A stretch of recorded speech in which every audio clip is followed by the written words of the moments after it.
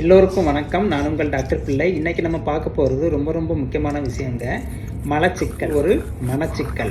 ஏன்னா கான்ஸ்டிபேஷன் இருந்துகிட்டே இருக்கும்போது நம்ம மைண்டு வேறு எதுவுமே யோசிக்காது. எப்படி தான் அதை வெளியே தரலாம் அப்படின்னு போகவும் செய்யாது இல்லையா?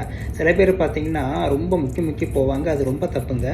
சில வயசானவங்களாம் பார்த்தீங்கன்னா என்னோடய பேஷண்ட்ஸுக்கு பாத்ரூமில் அவங்க மலச்சிக்கல்னால் ரொம்ப கஷ்டப்பட்டு முக்கி போய் என்னாச்சுன்னா பிரெயினில் வந்து ஸ்ட்ரோக்கே வந்திருக்கு அவங்களுக்கு. சில பேருக்கு மாரடைப்பு கூட பாத்ரூமில் வரும். அதனால் எப்போவுமே பார்த்தீங்கன்னா மலச்சிக்கல் இருக்கும்போது கேர்லெஸ்ஸாக விடவே கூடாது. அது வயசானவங்களுக்கு மட்டும்தான் இல்லை, யாருக்கு வேணாலும். சில நேரங்களில் நீங்கள் முக்கி போகும்போது அப்படியே உங்களுக்கு வேர்த்து கொட்டி ஒரு மாதம் ஆறதெல்லாம் பார்த்துப்பீங்க. ஏன்னா உடம்புலேயே பார்த்தீங்கன்னா நிறைய வாயுக்கள் போயிட்டுருக்கு இல்லையா? நீங்கள் மலச்சிக்கல் இருக்கும்போது ரொம்ப ப்ரெஷர் கொடுத்து அதை வெளியே தள்ளும்போது அப்படியே உடம்பு ஃபுல்லாக ப்ரெஷர் அதிகமாகி ரத்த நாளங்கள் பாதிக்கப்படும். ரத்த நாளங்களில் பார்த்தீங்கன்னா பிபி அதிகமாகலாம். நம்ம மூளைக்கு போகக்கூடிய ரத்தமாக இருந்தாலும் சரி தான், இதயத்துக்கு போகக்கூடிய ரத்தமாக இருந்தாலும் சரி தான், மாறுபாடுகள் ஏற்படலாம். அப்போ இந்த மலச்சிக்கல் பிரச்சனை வெறும் மலக்குடல் வயிறு சம்மந்தப்பட்ட பிரச்சனை மட்டும் இல்லை, உடம்பு ஃபுல்லாகவே அது பாதிக்கிறதுனால ரொம்ப கவனம் கொடுக்கணுங்க. இப்போ நான் இன்றைக்கி இந்த பிரச்சனையை போக்குறதுக்கு, அதாவது மலச்சிக்கல் பிரச்சனையை போக்குறதுக்கு ஒரு சூப்பரான டேஸ்டான 5 ஜூஸ் பற்றி நான் சொல்ல போகிறேன்.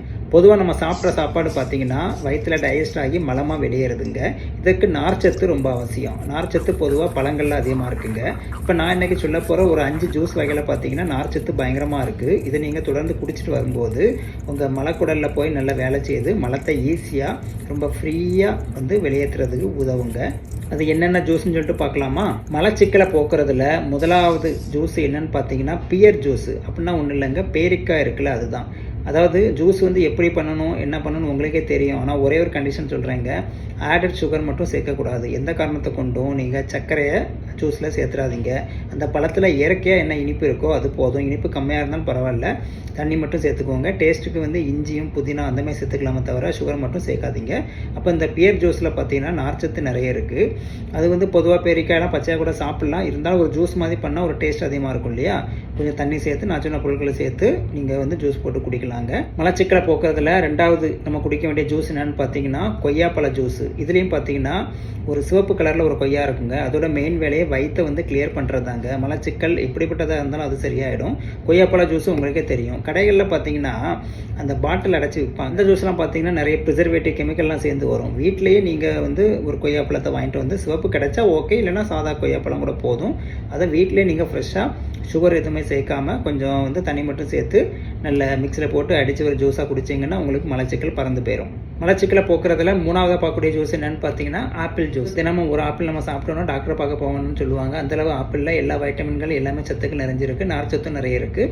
மலச்சிக்கலை போக்குறதுல இந்த ஆப்பிள் வந்து முக்கியமான பங்கு வைக்குதுங்க. மலச்சிக்கலை போக்குறதுக்கு நாலாவதாக பார்க்கக்கூடிய பார்த்தீங்கன்னா சிட்ரஸ் ஃப்ரூட்ஸ். அது என்ன டாக்டர்னு கேட்டிங்கன்னா உங்களுக்கு தெரியும் இல்லையா? ஆரஞ்சு ஆகட்டும், இல்லைனா எலுமிச்சம்பழம் ஆகட்டும், இல்லைனா வந்து நம்ம கிரேப்ஸ் இருக்கு இல்லையா, திராட்சைப்பழம், அதுவாக இருக்கட்டும், எல்லாமே பார்த்தீங்கன்னா சிட்ரஸ் ஃப்ரூட்ஸ்லாம் வருது.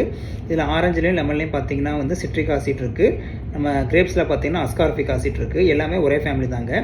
இதை நீங்கள் தொடர்ந்து சாப்பிடும்போது இதில் நார்ச்சத்து பயங்கரமாக இருக்குங்க. இது குடலில் உணவு மிக்ஸ் ஆகும்போது, இந்த நார்ச்சத்து சேர்ந்து மிக்ஸ் ஆகும்போது உங்களுக்கு ஈஸியாக அந்த மலத்தை வெளியே தண்டுறதுல இந்த ஃப்ரூட்ஸ் வந்து முக்கியமான பங்கு வைக்குது.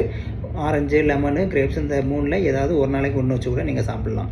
அஞ்சாவதாக பார்த்தீங்கன்னா நம்ம மலத்தை ஈஸியாக வெளியேற்றுறதுக்கு குடிக்க வேண்டிய ஜூஸ் வந்து பெர்ரி பழங்களோட ஜூஸ். இதில் ஸ்ட்ராபெரி, ப்ளூபெரி, ராஸ்பெரி அப்படின்னு ஏகப்பட்ட பல வகைகள் இருக்குது. இதில் ஒரு ஸ்பெஷாலிட்டி என்ன தெரியுமா? இதோட நார்ச்சத்து மற்ற பழங்கள்லேருந்து எப்படி வேறுபடுதுன்னு பார்த்தீங்கன்னா இதில் சின்னதாக தான் இருக்கும் விதைகள். அதுவே ஒரு ஃபைபர் தான். அப்போ இதில் நம்ம ஜூஸ் பண்ணி குடிக்கும்போது நம்ம ஃபைபர் அப்படியே உள்ளே போகிறதுனால மலத்தை ஈஸியாக வெளியேற்றுதுங்க. இது கொஞ்சம் காஸ்ட்லியான பழம் தான் ஸ்ட்ராபெரி எல்லாமே. அப்போ இது உங்களால் வாங்க முடியாட்டால் கூட பிரச்சனை இல்லைங்க. எல்லாமே சாப்பிடணும்னு அவசியம் இல்லை. நான் முதல்ல சொன்ன 4 பழங்கள் விலை மலிவான பழங்கள் தான், அதை சாப்பிட்டா போதும். அதனால தான் நான் முதல்ல அதை சொன்னேன். கடைசி அந்த காஸ்ட்லியான பழத்தை சொல்கிறேன். உங்களால் வாங்கி சாப்பிட முடிஞ்சால் இதை வாங்கி சாப்பிடுங்க, ரொம்ப நல்லது. இல்லாட்டா நான் முதல்ல சொன்ன நாளே போதும். அப்போ இன்னையிலேருந்து இந்த ஜூஸ்லாம் நீங்கள் டேஸ்ட்டாகவும் குடிப்பீங்க, மலமும் ஈஸியாக வெளியேறிடும், உங்களுக்கு வரக்கூடிய பிரச்சனைகளும் வராது இல்லையா? ஏன்னா எப்போவுமே நான் சொன்ன மாதிரி ரொம்ப உங்களுக்கு கான்ஸ்டிபேஷன் பிரச்சனை இந்த ஃபுட்டு சாப்பிட்டிங்கன்னா சூப்பராக கண்ட்ரோல் ஆயிரும். கண்டினியூஸாக எடுத்துக்கணும். ஒரு நாள் 2 நாள் சாப்பிடக்கூடாது. நான் சொன்ன 5 வகையான ஜூஸ் பார்த்தீங்கன்னா ஒரு நாளைக்கு ஒரு ஜூஸ் வச்சு நீங்கள் குடித்தா போதும். இல்லை அப்படின்னா காலையில் ஒரு ஜூஸ், சாயங்காலம் ஒரு ஜூஸ் குடித்தா போதும். பொதுவாக சர்க்கரை நோயாளிகள் இதை குடிக்கலாம். ஏன்னா பழத்தில் உள்ள இனிப்பு பார்த்தீங்கன்னா உங்களுக்கு நார்ச்சத்து இருக்கனால பெருசாக உடம்பு அஃபெக்ட் பண்ணாது. கிளைசமிக் இண்டெக்ஸ்லாம் கம்மியாக தான் இருக்கும், ஒன்றும் பிரச்சனை கிடையாது. அப்போ இன்னிலிருந்து அந்த ஜூஸை குடிங்க, மலச்சிக்கலை போக்குங்க. வா வா வசந்தமே அப்படின்னு பாடுவாங்க இல்லையா, அதே மாதிரியே உங்களுக்கு மலம் ஈஸியாக வெளியேறி மலச்சிக்கல் இல்லாமல் மனச்சிக்கல் இல்லாமல் நிம்மதியாக வாழுங்க. மீண்டும் அடுத்த வேலை சந்திக்கலாம். அதுக்கு முன்னாடி ஒரு கடமை இருக்குது இல்லையா, சப்ஸ்கிரைப் பண்ணணும், லைக் பண்ணணும், முக்கியமாக எல்லோரும் ஷேர் பண்ணுங்க, எல்லாருமே பயன்பெறட்டும்.